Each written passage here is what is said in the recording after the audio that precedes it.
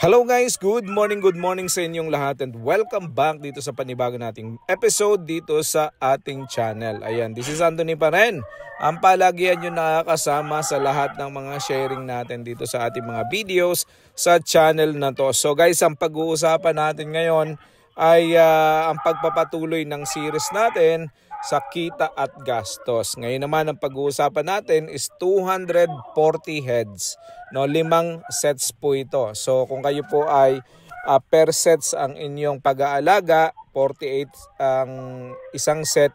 So times nyo po sa 5 yan, 240 heads po yan. So may pinag-usapan na tayong 144, may pinag-usapan na tayong 192, may pinag-usapan na tayo na 384. Ngayon naman po ay 240 yung pag-uusapan natin. So kung yan ang hinahanap mo na information, yung kita at gastos ng 240 heads na RTL o mga manok na pahitlugen, ay stay tuned and pag-usapan natin yan pagkatapos lang ng maikling intro.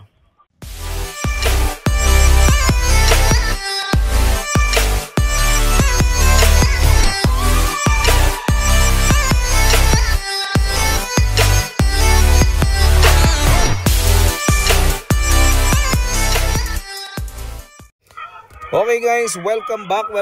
Maraming salamat sa mga nag-tune in. Ayan, so thank you sa lahat ng patuloy na sumusuporta dito sa ating channel guys. At sa lahat po ng naghahanap ng information kung magkano ang gastos at kita doon sa 240 heads, ito po ang pag-uusapan natin ngayong umagang ito. So kung kayo po ay bago sa channel na to guys, huwag nyo pong kalimutang mag-subscribe at i-click yung notification button dahil dito po sa channel na to marami po tayong mga tips na pwede nating pag-usapan at pinag-uusapan para po tayo ay patuloy na magkaroon ng knowledge and skill sa pag-aalaga po ng mga paitluging manok. So yan guys, atin po yung pag-uusapan ngayong umaga na ito. So stay tuned po kayo at marami tayo laging kwentuhan at sharing. So guys, wag na natin patagalin guys at pag-usapan na natin. 3 bagay yung kailangan nyong ihanda. First thing, no? So kung gusto nyong mag-alaga ng manok, assuming na meron na po kayong kaunting knowledge at preparation, handa na kayong bumili ng manok at mag-ready sa inyong pag-aalaga ng manok, 3 po yung mga dapat ninyong tandaan. So unang-una, dapat may bahay kayo, housing ng inyong mga manok na aalagaan. Ikalawa, meron po kayo dapat mga cages na paglalagyan ng inyong mga manok. Unless otherwise, gusto nyo pong alagaan sila na free-range. No? Pwede pong ito yung tinatawag nating battered cages. No? Battery cages, yan pala, hindi battered. Battery cages, yan. So, kailangan din natin syempre ng mga alagaan manok. Dapat ihanda natin yung mga gagastusin natin dyan. So, anyway, so magkano ang kailangan nating ihanda initially, no? Laging yun po ang tinatanong sa atin, magkano ang puhunan sa ganitong klase ng manok na alagaan. Una, doon po sa housing, ang ginagawa po namin dyan para ma-estimate namin yung prices, ito po ay based doon sa aming pagpapagawa no, nung una. Ito po ay 140 per head ang aming inaalat na budget. Kung sumobra man yan, mas maganda. Kung kulang, medyo konti na lang. No? So, 140 times 240 po, yan ay 33,600 pesos. So, yan po ay posibleng yero, kahoy ang haligi o kaya nyog ang haligi, tapos ang flooring nyo po dyan ay pwede ring simento o buhangin, bahala na po kayo. Magkakasya dyan yung 33,600 po dyan, okay? So ang sunod po natin is yung mga battery cages natin. Kailangan po natin is 5 yan, 5 piraso. So yung 240 divided by 48 po is 5 cages. So, ang prevailing prices po ngayon sa market ng mga cages ay mga nasa around 7,800 to 8,500. So, pero kalimitan po mga nasa around 8,500 na yan. So, times natin sa 5, yan po ay 42,500. Katulad ng sinabi ko kanina, hindi kailangan na i-battery cages nyo. Pwede siyang free-range, pwede siyang cage-free, pwede din po siya na battery cages pero kahoy ang inyong gagamitin at kawayan. So makakamura po kayo doon ng konti kung yun po ang inyong gagawin. Okay? So yun pong ating battery cages times 5 is 42,500. Tapos yung atin pong manok na bibilhin, yung RTL chicken natin, yung mga ready to lay eggs natin na chicken is 420 po to 460 na 480. Ang presyo niyan depende po sa layo ng inyong mga lugar, no? So pag layo ninyo, pag mahal po ang manok kasi mahal ang delivery. So 420 per heads po natin ikwentahin, sabihin natin sa Mindoro, yan po yung prevailing na average price. Times natin yan sa 240, meron po yung 100,800 pesos. Yan po ang presyo ng ating manok in total. So 33,600 plus 42,500 plus 100,800, nagkakahalaga po yan in total 176,900 pesos. Ito po yung initial capital outlay natin sa ating pag-aalaga na manok. Initial capital outlay po yan, ibig sabihin hindi pa kasama expenses. So, sunod natin is magkano ba yung magagastos natin sa unang buwan? Kasi bakit po natin kinukonsidera yung unang buwan na dapat ipaghahandaan nyo din? So, yung unang buwan po, hindi pa mangingitlog dyan ang ating mga manok. Or, kokonti pa lang po ang itlog, hindi pa makasapat para gastusin para sa isang buwang expenses. So, ngayon, paglalaanan din po natin yan ng gastusin, no? So, yung isang buwan na yan ay halos wala tayong kita. Bakit po ganon? Kasi 16 week po ang ating mga manok dadating sa ating mga poultry. 16th week, ibig sabihin ay hindi pa develop yung kanilang hindi pa gaanong develop yung kanilang bahay pangingitlog at saka yung kanilang edad hindi pa sapat, no? So kapag yan ay 16-week-old tapos nagsisimula po mga manok ang mangitlog ang mga manok na mga nasa around 18, 19, 20 week nagsisimula na sila pag maganda po ang pagpapalaki. So ngayon kailangan natin gastosan yung unang buwan. So magkano ang ating magagastos doon? So syempre papakainin po natin ang ating mga manok ng feeds, no? Kami po ay nagsisimula sa unang linggo ng pagdating nila ng grower, saka po namin ililayer, ita-transition sa layer. So ang atin pong mga manok kakain po yung mga nasa average ng 110 grams per day bawat isang manok. So ita-times po natin yan sa 240, yan po ay 26.4 kilogram per day ang makakain nila. Times natin sa 30 days, 792 kilogram po yan sa lahat-lahat na makakain nila sa isang buwan. Okay? So, i-divide po natin yan sa 50 kilos kasi 50 kilos po ang per sako. Yan po ay 15 sacks and 84 na kuwan, no? 84 ganon. So, bali nasa around 16 sacks po yan. So, 16 sacks, i-times po natin yan sa 1,470. Yan po ang aming kuha na presyo ng feeds. So, posible po na mas mahal ito sa inyong mga lugar. Posibleng mas mura po sa inyong mga lugar. Depende po yan sa inyong kukuhanin na brand ng feeds. So, i-times po natin sa 1,470 yung 16 sacks.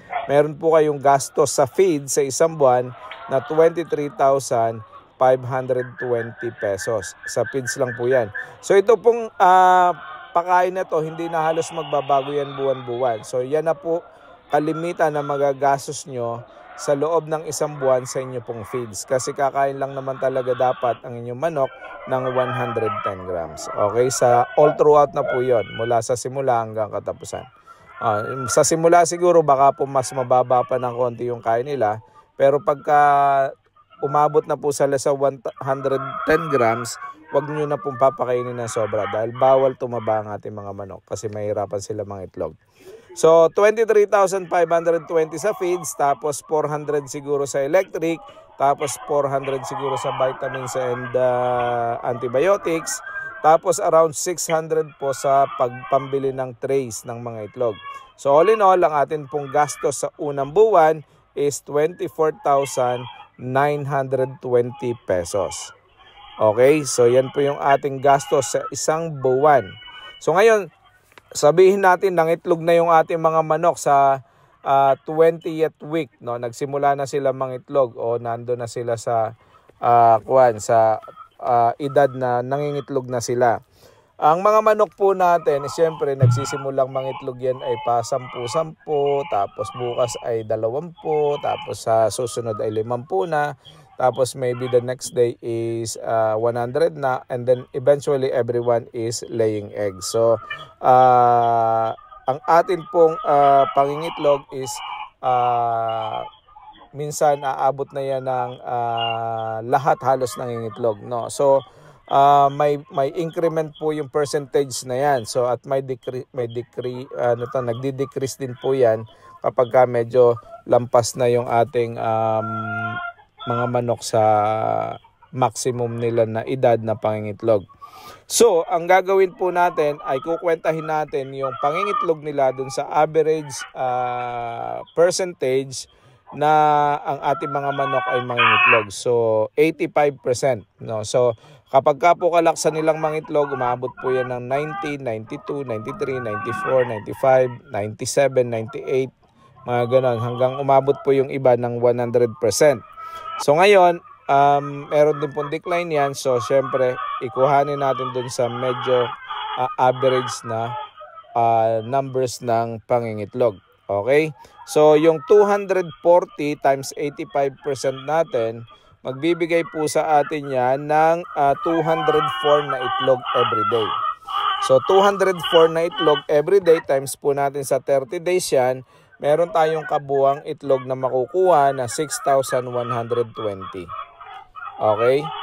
So, yan po yung kabuang itlog natin na makukuha. I-times po natin yan sa 7 pesos, which is magkakahalaga po yan in total ng 42,840 pesos. Yan po ang ating kikitain buwan-buwan sa atin pong pag-iitlog, no? Sa ating pag-iitlog, provided na hindi natin masyado kinakain. So, yung 7 pesos po ay average prevailing price sa market yon. Pwede rin pong tumaas kasi sa may mga panahon na mataas talaga ang itlog.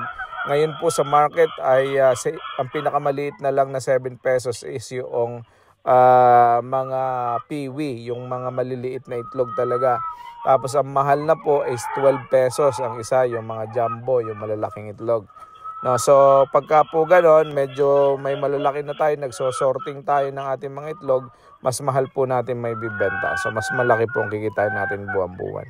Ito po ay dun sa pinakamura na prevailing prices na 7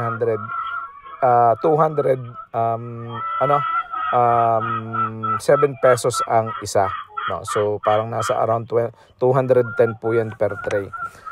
Pagka po yan ay inyong i-retail, no? So may mga mahal po diyan, may mahal pa talaga na itlog, no? So anyway, 42,000 ang ating monthly income, 42,840. I-times po natin yan sa 20 months, which is yung cycle ng pag-aalaga ng commercially viable na manok, no? So mga panahon na yan, nangingitlog talaga ng maximum yung ating mga mga manok. So pagka bumababa na ang itlog ay kukunti na, hindi na umabot sa 70% o doon sa average percentage na break even tayo sa gastos, ay doon tayo magkakaproblema, kaya nagdi-decline na yan. So normally 20 months lang talaga yung mga yan. May iba na umaabot sa 29 months, mga ganon. Yung iba ay umaabot sa 24 months, yung iba ay umaabot sa 30 months. Depende po yan sa ganda ng pag-aalaga natin. So times na lang natin sa 20 months, which is yung current prevailing commercially viable na buwan ng ating mga manok. So lahat-lahat yan ay kikita tayo ng 856,800 pesos. syempre ma-minus natin yan yung ating monthly na expenses din. So kanina pinag-uusapan natin na yung monthly expenses is 24,920. Ngayon naman itatimes din natin yan sa isang cycle, no? Which is 20 months. Times natin sa 20 months magiging 498,400 pesos ang inyong kikitain. Okay, so yan yung kikitain gagastusin. So 498,000 pesos 400 ang inyong gagastusin. So ngayon guys, i-minus natin yan doon sa ating 856,800. So yan yung total gross income natin. 856,800 minus 498,400 which is yung total expenses natin sa loob ng 20 months. Ang kakalabasan po niyan ay 358,400. I-minus ngayon natin dyan yung ating capital outlay na 176,900 pesos. So ngayon, magkano ang ating kikitain? 181,500 pesos. Yan po ang ating kikitain sa atin pong mga poultry. Ngayon, syempre, meron pa tayong tinatawag na kal, yung mga manok na hindi na nangingitlog. Ang ginawa natin ay ibinenta na natin yan kasi marami din bumibili niyan bilang isang breeder o isa ding meat producer. No? Ginagawa nilang meat din yan. So nabibenta po yung ating kal na yan ng 120 pesos per head. Ngayon, meron po tayong allotted na 10% sa atin pong pag-aalaga ng paitloging manok kasi may mga namamatay din po tayo. May 10% tayong mortality. So, kung may mortality tayo na 10% sa 240, that's 24. Minus natin sa 240 yung 24, magkakaroon tayo ng 216 na mga tirang kal. So times natin sa 120, yan ay ang presyo ngayon ay 25,920. I-add natin yan doon sa total natin na profit which is 181,500. So magkakaroon tayo ng 207,420. So yan po yung ating kabuuang kita sa atin pong pag-aalaga ng 240 heads ng mga manok na RTL. No? So ulitin ko, 207,420 pesos. Yan ang ating kikitain. Kung ipapadala natin sa Pilipinas yan, papadala sa Pilipinas, ibabangko natin sa ating mga bangko, malaki na yan. No? So halimbawa, yung mga nandito sa abroad, nahamuhunan kayo ng 176,900, kumita kayo ng 207,420. So guys, ito ay kung yung asawa ninyo ay walang trabaho, walang ginagawa, maganda ito. So wag lang magbabayad muna sa tao dahil pag nagbayad kayo sa tao, kulang itong inyong sasahodin na ito para sa papasahod sa tao. So dapat ay kayo po mag-aalaga sa backyard ninyo at may spare time kayo. Okay? So yun lang po. Maraming salamat. God bless and see you all sa susunod nating video. Bye-bye!